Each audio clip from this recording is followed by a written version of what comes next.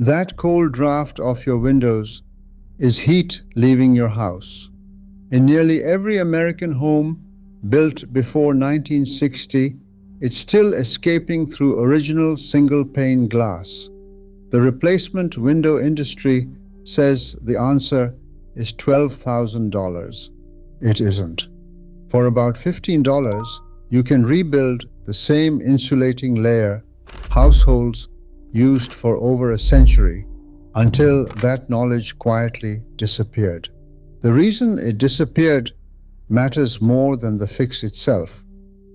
Between the 1920s and the 1960s, American residential construction relied on a single standard, a lone sheet of glass set into a wooden frame. Today, data from a Department of Energy survey shows that 48.5 million U.S. homes still carry this original setup, representing about one-third of the country's housing. The problem is a physical mismatch in how these materials hold heat. A standard insulated wall rates at an R value of 15, meaning it blocks heat effectively. A single pane of clear glass, however, rates at just 0.9. That means the glass is 15 times less effective at stopping heat than the wall surrounding it. It is a giant thermal leak. In the winter, indoor heat rushes toward the outside cold, bypassing the wall and escaping straight through the glass. In the summer, outdoor heat forces its way in. For millions of households, these windows act as continuous energy drains, driving up utility bills month after month. Homeowners are left living with cold drafts and hot rooms, paying to heat and cool air that simply escapes through the glass. To understand how this thermal leak operates, we have to look at the two distinct pathways heat uses to escape a home. The first pathway is physical air leakage or infiltration. Older wood windows warp and settle over decades, leaving small gaps between the moving sash and the frame.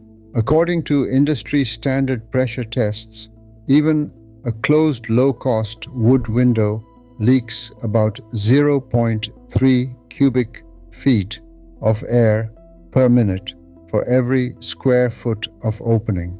For a standard 3 by 5 foot window, that means 5 cubic feet of heated indoor air is pushed out into the cold every single minute. Multiply that across a house, and the furnace is constantly fighting a steady breeze of lost energy. The second pathway happens right through the solid glass. Glass is a dense material that easily conducts heat. When cold wind hits the exterior, it quickly chills the entire pane. Infrared cameras show that the indoor surface temperature of a single pane can drop 15 to 20 degrees below the surrounding room air. This cold glass acts like a radiator in reverse, drawing warmth out of the living space and throwing it outside. Without a stationary air buffer to block this direct transfer, the window assembly remains a permanent weak spot in the home.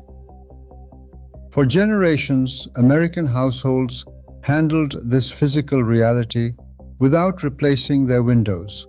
In the early 20th century, adding a second layer of glass for the winter was a standard seasonal chore. The 1908 Sears, Roebuck catalog and early Montgomery Ward advertisements featured wood frame storm windows as routine seasonal accessories.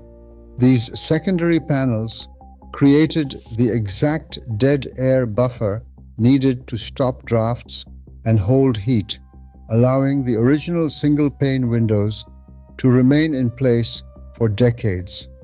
This common-sense approach began to fade after the 1973 oil embargo. The energy crisis prompted the federal government to fund energy conservation research for building materials.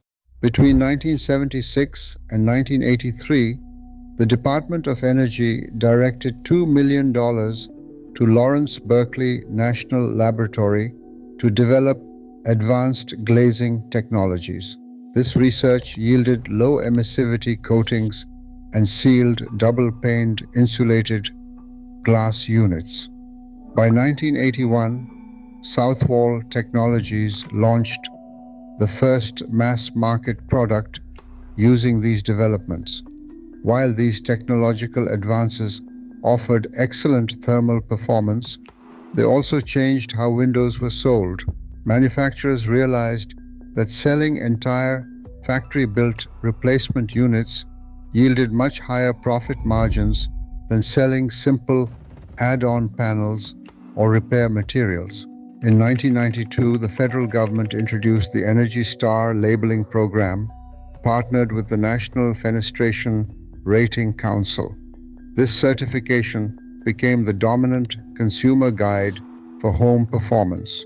Showroom marketing and retail training quickly united behind a single message: to make a home comfortable, the old windows had to go. Retrofit solutions like storm windows or seasonal films were rarely mentioned in the program's consumer materials, framing full replacement as the only serious modern option. Over the next 3 decades, this massive marketing ecosystem successfully normalized a multi-thousand-dollar construction project as the default solution for a drafty room. Recreating the insulating barrier of a storm window requires 3 inexpensive materials easily found at any local hardware store. The first is a shrink-fit, clear plastic film kit, which costs between $10 and $15 per window. Installation begins by thoroughly cleaning the wood frame to ensure a strong grip. Double-sided tape is applied directly around the outer perimeter of the casing. After cutting the polyethylene film slightly larger than the opening, it is pressed firmly onto the adhesive. To tighten the barrier, a standard household hairdryer is held 6 to 12 inches away on medium heat. Moving the dryer continuously across the surface shrinks the plastic, pulling it taut until it is as clear and smooth as a sheet of glass.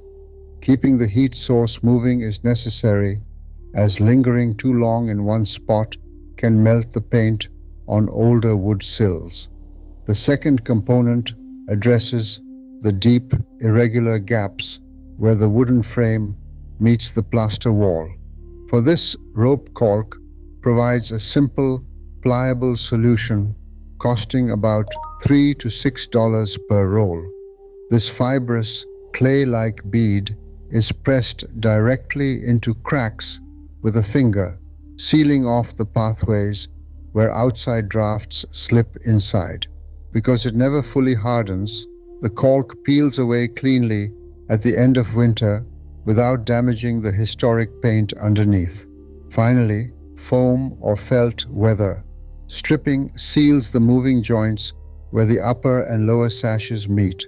A roll of adhesive-backed V-strip or tubular foam costs under $10 and presses directly into the sash tracks.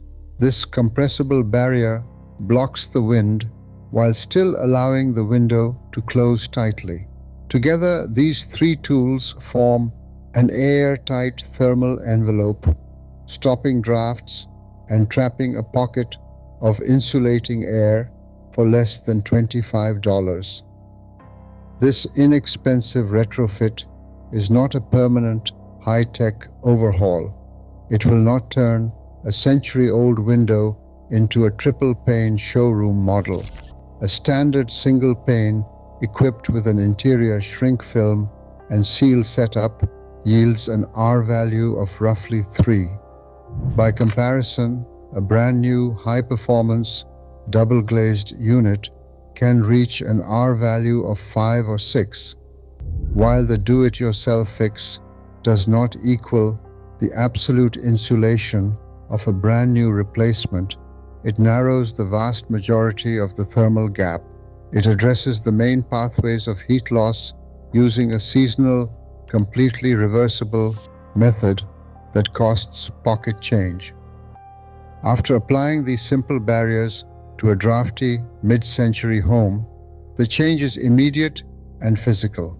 The constant chill near the dining room glass disappears, and the furnace cycles on far less frequently during freezing nights. This is not about achieving laboratory perfection. It is about restoring a practical balance. By keeping the original tight-grained old-growth wood frames in service, the house retains its historic character while keeping high-quality material out of local landfills. This approach revives a standard of household stewardship that was once common sense across America. For generations, maintaining a home meant repairing what was already there. As the pressure to buy new replaced, this traditional resourcefulness, everyday maintenance, knowledge quietly faded, turning a simple, seasonal routine into an overlooked art. Preserving our homes doesn't require a lifetime of debt, just a return to common sense. Everything I have documented across this channel, the food, the water, the soil, and now the home itself, is available right now in the Lost American Home Manual. Get your copy at earlhadley.card.co or the link in the description. Tell me in the comments, do you still have the original single-pane windows in your home? And have you ever tried sealing them yourself? If you believe a $15 fix that worked for 100 years shouldn't have been replaced by a sales pitch, you already know what to do.